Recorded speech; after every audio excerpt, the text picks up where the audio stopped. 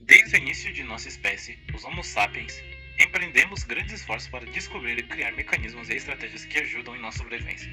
Nessa busca constante, emergiram diversas tecnologias, frutos de nossa capacidade cognitiva como seres racionais.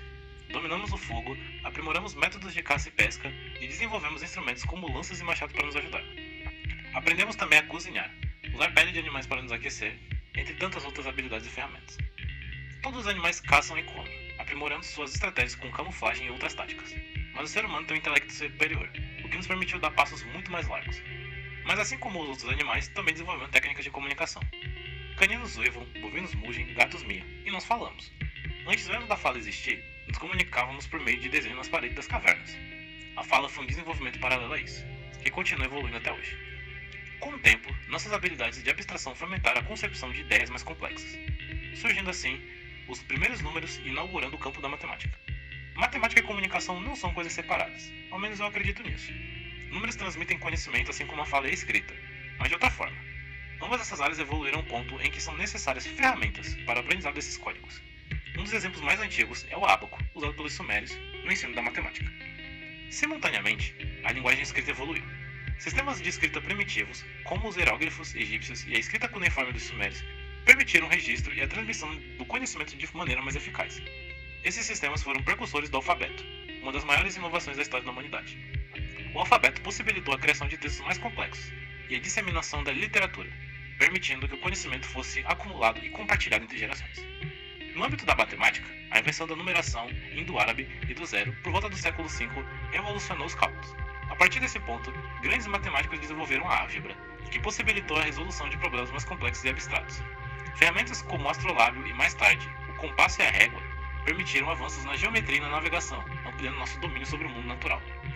Com o Renascimento e a invenção da imprensa por Gutenberg no século XV, a disseminação do conhecimento alcançou um novo patamar. Livros e tratados sobre matemática e gramática tornaram-se acessíveis a um público significativamente mais amplo. O dicionário, uma ferramenta crucial para o ensino de português e outras línguas, começou a ser compilado, padronizando o vocabulário e as regras gramaticais. A Revolução Industrial trouxe consigo a mecanização e a necessidade de uma educação mais formalizada. As escolas começaram a utilizar lousas e, posteriormente, quadros negros, para ensinar matemática e português de forma mais estruturada. No século XX, a calculadora eletrônica tornou-se uma ferramenta indispensável no ensino da matemática, permitindo que os alunos focassem mais na compreensão dos conceitos do que em cálculos mais complicados. Diversas ferramentas foram criadas ao longo dos anos, acompanhando a evolução da matemática e do campo de estudo das letras, até chegarmos aos dias de hoje.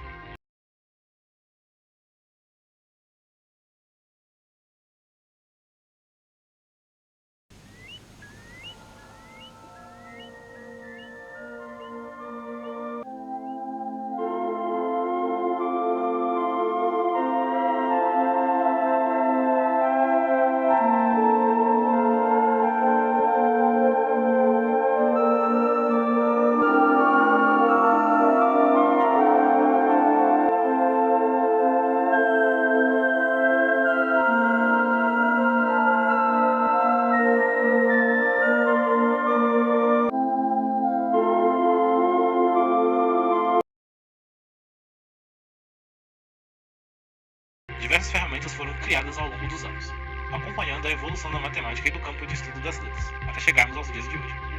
Antes mesmo da inteligência artificial surgir, vários sites já ofereciam respostas para problemas envolvendo matemática e português. Nesse ponto, a ferramenta deixa de apenas auxiliar o estudante e passa a tomar o seu lugar. A tecnologia, nesse sentido, é indiscutivelmente a melhor ferramenta criada pelo homem, mas exige um discernimento grande de quem a controla. Estudantes, em sua maioria, são menores de idade, então essa responsabilidade cabe aos seus responsáveis, tanto pais quanto professores. Oi, Helena, já fez a lição? Não, ainda não. Não é viável deixar estudantes mais novos manusearem ferramentas tão complexas. As informações são muitas. O trabalho pode se tornar preguiçoso, mas com o guia certo, ele pode ser usado de forma benéfica. A supervisão não pode ser superficial. Simples perguntas à criança não é um exemplo de cuidado se não for aprofundado. E aí, como é que foi na escola hoje? O que você aprendeu? O que a professora ensinou pra você de diferente? Foi bem, mãe. Eu fui muito bem na escola, eu aprendi muita coisa. Sabemos que o desempenho ruim pode acontecer independentemente da tecnologia, mas é um fenômeno que também pode acontecer por causa dela. Não, ela não vai cair não, pode andar.